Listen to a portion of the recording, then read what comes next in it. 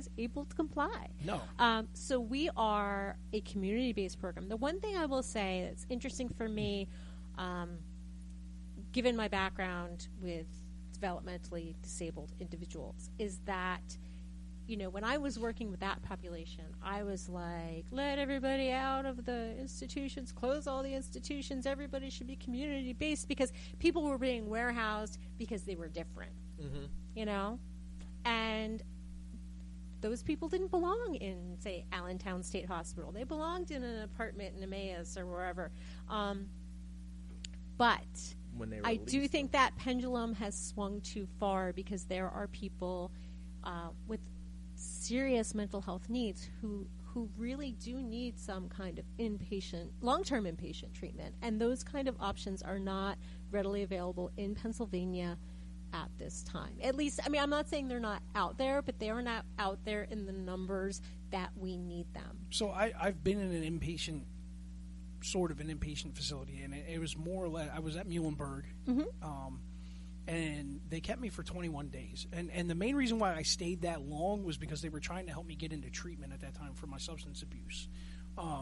If it weren't for that fact, I would have been there 3 to 5 days max, right, and right back out on the street doing whatever I wanted to do. And that's not time enough to stabilize somebody. No, it's not. I have a family member who just recently did that himself. He got evaluated, he went and got medicated and was doing really good, but he was only in for that couple of days, and then after that first Vivitrol shot started to wear off, he wasn't all about that anymore, you know? Like, there was no time to change the habits that had already been built. There was no time. Go ahead, Nick. You guys yeah, you just brought up a very good point. You were speaking about Vivitrol, and I would like to ask about other MATs that are out there. So we know Vivitrol, there's Suboxone, and there's methadone maintenance programs, and there's the new Sublocade shot, which is a the hell is that? I never even heard of that one. Sublocade is an injectable Suboxone dose. So what it does is it creates a deposit in your muscle tissue, and it's slow release over time. It's good for 30 days. So what they did was they eliminated the black market power of Suboxone. So that's something that's actually pretty brand new. Yeah. Suboxone you have to take every day. Suboxone it's a pill or a strip that you got to take every day. Methadone you got to go to a clinic every day to get, and it's highly abusable. Those are highly abusable substances, and if they're not done properly with therapy and counseling, there's a high risk of relapse or abuse of other substances. Or abuse of those substances. Right. So the Sublocade shot is something that's kind of new, but there are providers in our area that actually provide these things now. But my question is what is, because generally speaking, and especially from my experience, recovery court, especially in Northampton County, is 100% abstinence. No. That's not true at all. Okay, that is not true at all. See, now that's why I wanted to bring this up. So glad we're talking about it. We absolutely support MAT. Use all the tools in the toolbox. Vivitrol I can understand, but what about the Suboxone or methadone maintenance? That's also we are not treatment professionals, so we are not going. And I heard this on a prior episode, and that was one of the times I was on maybe the elliptical or whatever. I'm going, that's not true.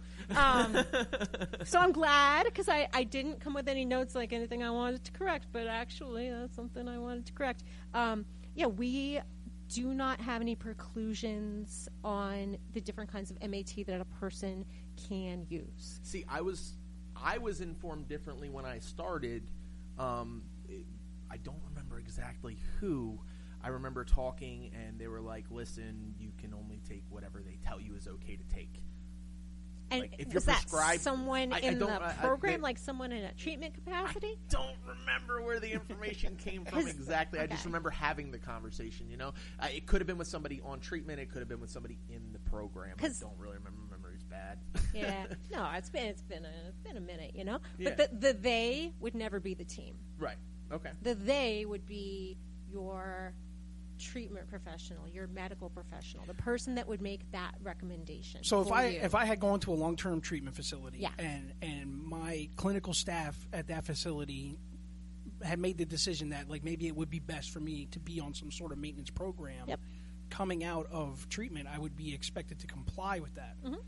That would be part of your, whatever you are prescribed in terms of treatment, in terms of medication, in terms of other therapies, whatever you are referred for by the professionals who do that becomes a part of your treatment plan, and all we do is say, okay, now you need to do X, Y, and Z because this is what's been quote-unquote prescribed for you. I actually had an instance where when I was on drug court, I went to the hospital for a hurt back. Yep.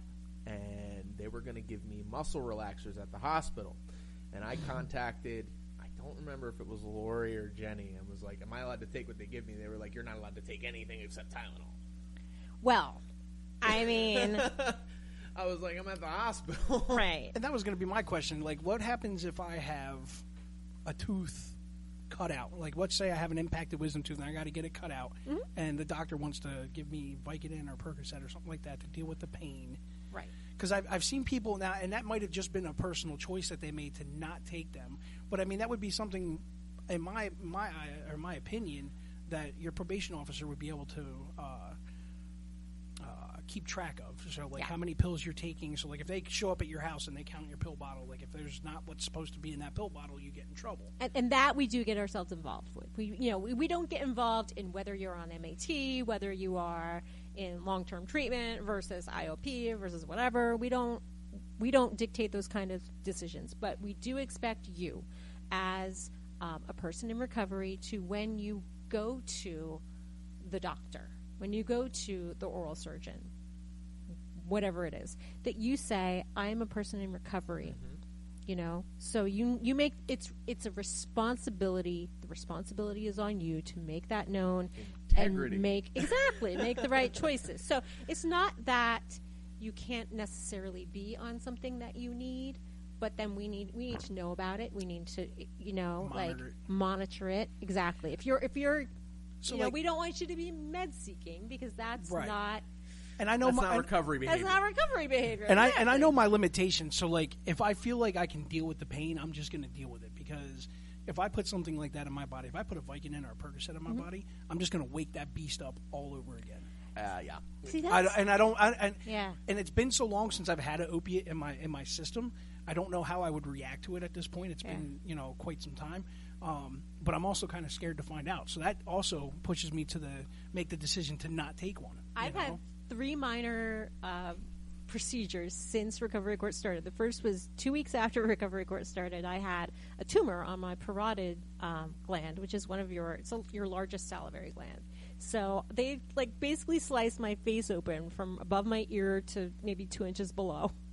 Took this tumor out, and it was day surgery, but I was out of work for 2 weeks. I had this big bandage around my head, and they gave me Percocet. And so I took the Percocet the first day. I was out like a light that first day. I was like, I didn't know. I think I slept all day.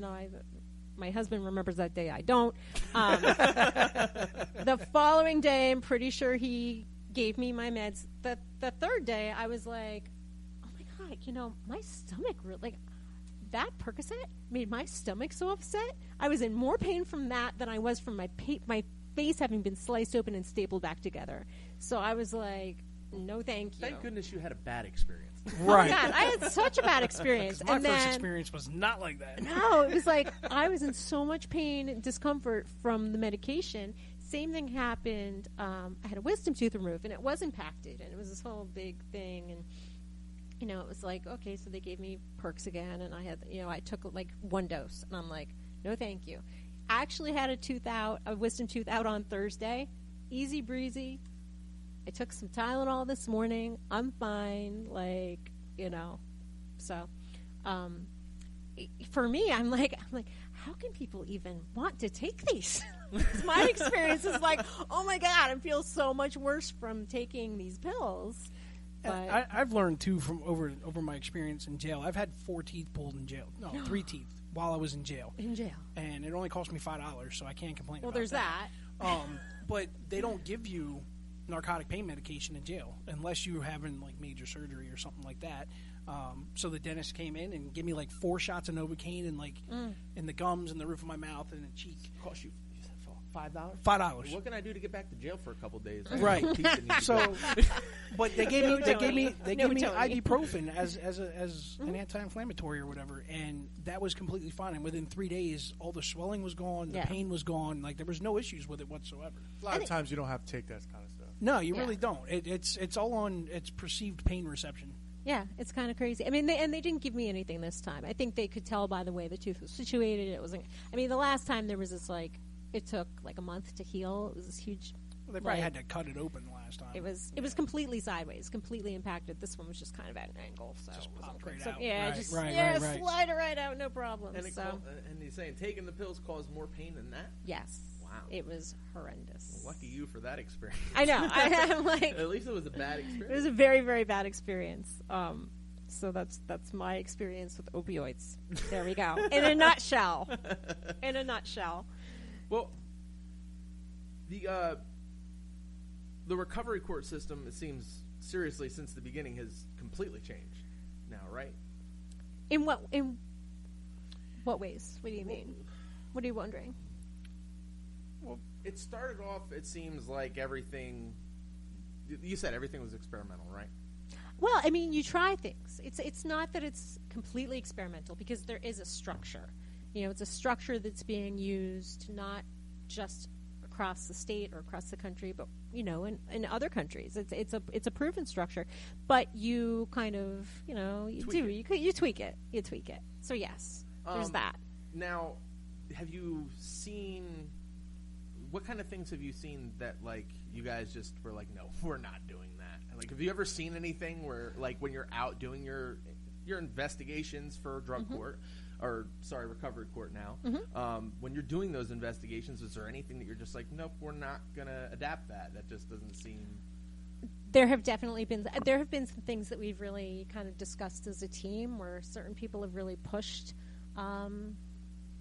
certain schools of thought that just aren't right for us. One, for instance, would be a complete preclusion on anybody who has...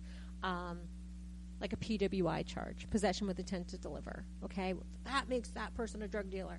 No, that is not what makes that person a drug dealer. Not at all. That's what's riddled across my paperwork, and I was far from a drug dealer. Right, and because I mean, do we see people selling to support their habits? Yes, we do. Is it hard for us to maybe discern who is a drug dealer and who is a user? Hopefully not. Hopefully we can ascertain that from looking at people's histories and doing good assessments and those kinds of things, because we have had people who've wanted a preclusion on that, but those are not people coming from the legal community. Those are people coming from very different perspectives, and to those of us in the legal community, you don't preclude somebody based on a charge, especially because you can get a charge being in somebody's car, Right. like the circumstance. We understand that. Those of us on the team who are lawyers, so that's something that's not going to happen. And I've seen a lot of that too, like with that new law, the new manslaughter by delivery charge. Yes, where people who are just everyday addicts who are maybe perhaps buying the drugs for their friend and themselves. Yeah. They're not even selling the drugs, but they had the connection. They had the text messages that showed, hey, yeah, I can get this. But they're really not selling drugs. They're just buying a bunch of drugs so they can go party with their friends, and their friend ends up passing away, and then they're getting charged for the body. And I don't think that's what that intention for that law was meant to be. I think it was more meant to capture some of the bigger fish on the street that are actual drug dealers. But it's not happening that way in a lot of cases. I've seen too many now, people that I've actually known that were just regular using addicts getting caught up with charges like that. Right. Which is very dangerous. Which is a whole other topic we can discuss on another podcast. Time. Yeah. That, unfortunately, our insight doesn't even really mean anything. You know what I mean? Like, we can say whatever we want about that. It's not going to change how they use that law. I completely disagree with that law. I don't believe that you should be held accountable for that situation. Even me, when I was using, if I would have died, I wouldn't have want my friends to catch that charge. Like, that's not their fault. I made that choice. I chose to take that substance, and if it took my life, that's my choice. That was on me, nobody else. Right. So I don't believe that should be something that they enforce. It's wrong. Yeah, I think, in my personal opinion. and I would agree with you. I think that, you know, what they were trying